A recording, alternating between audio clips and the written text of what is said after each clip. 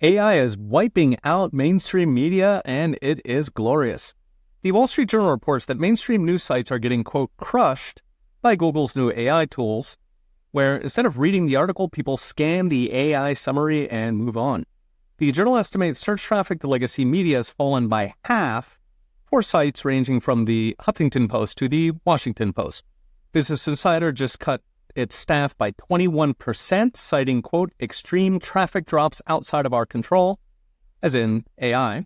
At a company-wide meeting earlier this year, Atlantic Magazine said they now assume search traffic will drop to, quote, zero, saying they need to evolve their business model. Even the Gray Lady, the New York Times, says search share dropped 20% in the 3 years since AI search came out.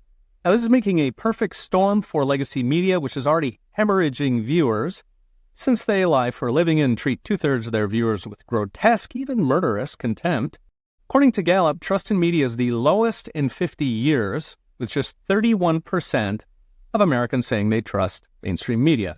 Hollywood box office is down by half since 2019. Newspaper jobs are down 3/4 since their peak. MSNBC audience is down 30% in a single year. CNN is down 56% in 1 year. The median viewer at CNN is now 67 years old. At MSNBC, it is 71. An upcoming ban on pharmaceutical advertising threatens 1 in 5 ad minutes. This perfect storm is already driving media to the auction block. Trump-aligned Skydance just bought CBS. Another Trump ally bought the LA Times, the third biggest newspaper in the Republic. CNN and MSNBC are being reorganized for sale. So if the audience is fleeing legacy, where are the eyeballs going? Easy, new media. Podcasts, Substack newsletters, social media. As in, AI summaries can replace the slop that CNN or USA Today pumps out, but it cannot replace a Joe Rogan show or a Charlie Kirk podcast.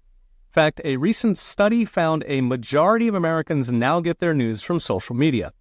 Now, this matters because while mainstream media is near monolithically left-wing, or at best establishment Republican, new media is overwhelmingly independent or MAGA. This is because legacy media got its audience from advertising. They bought it, while new media got it from word of mouth, the content itself. So Joe Rogan or Jordan Peterson did not buy their audience with ads.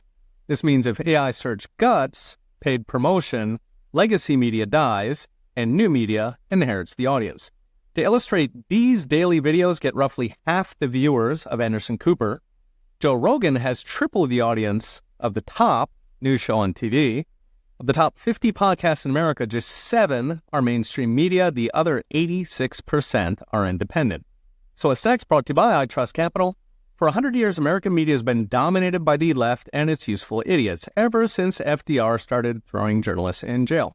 As recently as the 1970s, you had essentially 0 dissenting voices. The 80s opened up with talk radio, but we were still 10-1. The 90s was the internet. Bloggers took us to maybe 5-1, and then social media, which brought us nearly even, which is why they panicked with the censorship. AI, gutting legacy media, could finally even it up. Okay, we'll be watching. See you next time.